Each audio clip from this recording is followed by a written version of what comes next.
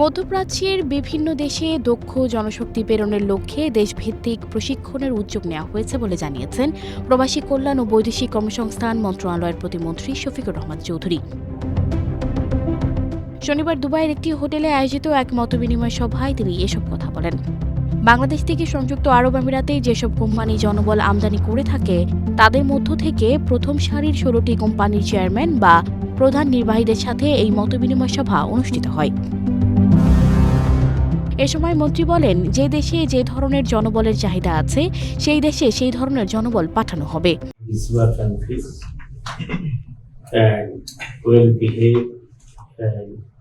বেশিরভাগ কোম্পানির visa processing এ দীর্ঘসূত্রিতার বিষয়ে জানতে চাইলে প্রতিমন্ত্রী এই বিষয়ে সংশ্লিষ্টদের সঙ্গে আলোচনা করে সমাধান উদ্যোগ নেওয়া হবে বলেও জানান।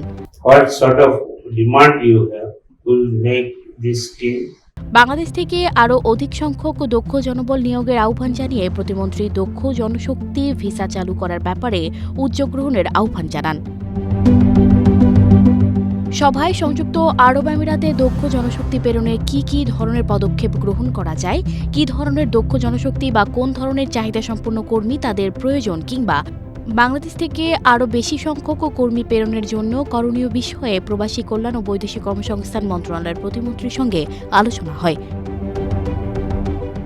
সংযুক্ত আরব আমিরাতে নিযুক্ত বাংলাদেশের রাষ্ট্রদূত মোহাম্মদ আবু জাফর, প্রবাসী কল্যাণ ও বৈদেশিক কর্মসংস্থান মন্ত্রণালয়ের অতিরিক্ত সচিব খায়রুল আলম, বাংলাদেশ কনসুলেট, দুবাই ও উত্তর আমিরাতের consul general BM Jamal Hossain, কনসুলেটের কর্মকর্তা বৃন্দ এ সময় উপস্থিত ছিলেন।